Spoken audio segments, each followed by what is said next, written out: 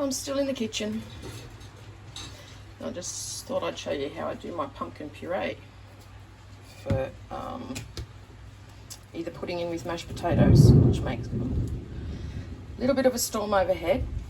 I'm not going to talk too loud. So yeah, fresh pumpkin puree, I also freeze it to use in cakes and muffins, and or mix into some mashed potatoes if you want.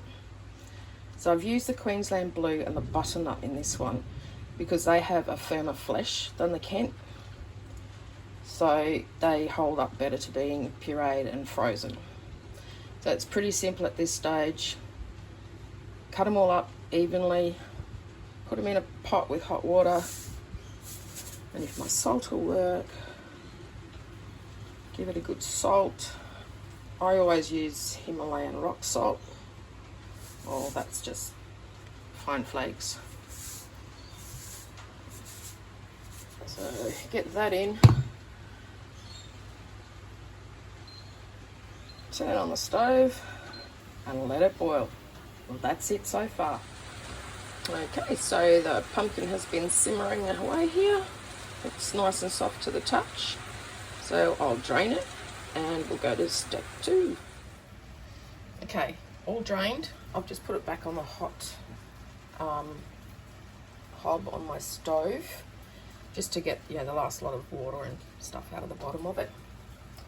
So then all as I do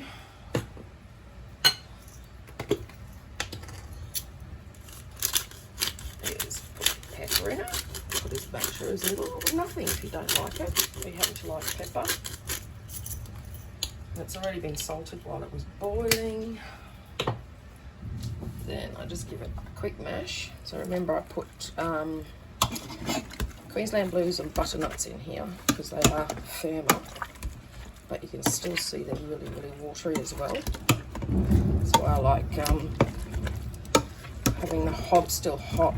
It gets some of the water out of it, evaporates off as you're doing it.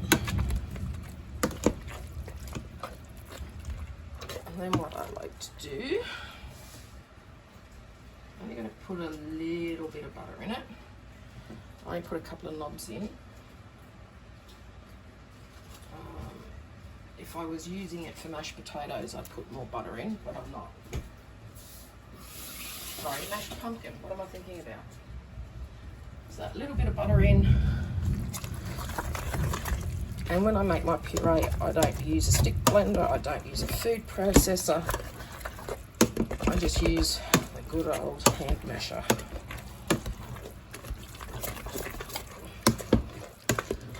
Get it all nicely mashed up. And this is what my stepdaughter comes home for when she's allowed to come in from the States.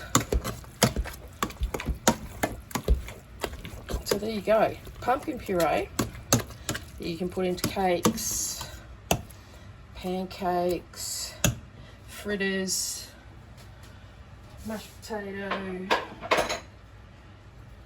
It's as easy as that, and I just let it cool down.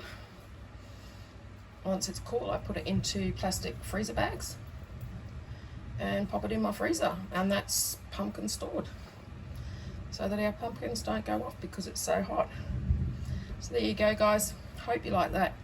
Quick, easy, simple pumpkin puree or mashed potatoes, mashed pumpkin, whatever you want to call it.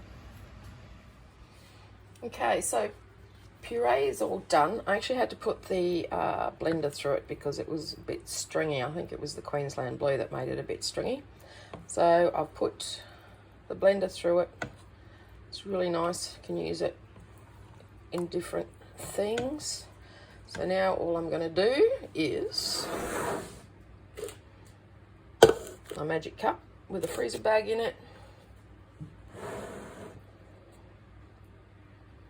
And then just fill it up. It's up to you how much you put in there, if you want to measure it out in cups or whatever, so you know exactly how much you've got in there. I just go by eye because I do everything by eye. So that's probably enough in that one. Then I just pop the bag out. This is actually a freezer bag. So I'll just seal it at one end, pop it down, get all the air out of it, like that. And then I'll just leave that all out to cool. Of course, label it.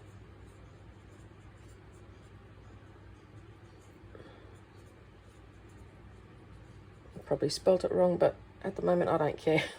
My pain levels are through the roof, and it's the 3rd month of 21. So there you go. That's my pumpkin puree. That'll just go into the freezer. I actually used to do something similar when my kids were little and first starting on solids, but I used to freeze everything into ice cream trays, and then I just had to pop them out, 2 or 3, defrost them, feed them pumpkin and potato and all the vegetables all mixed through it. So again too, if you want to get your kids eating more veggies and they're not doing it, make up some pumpkin puree, boil up a whole heap of veggies, blitz it all together, and they'll know no different, and they get their veggies. So there you go guys, pumpkin puree. See you on the next one.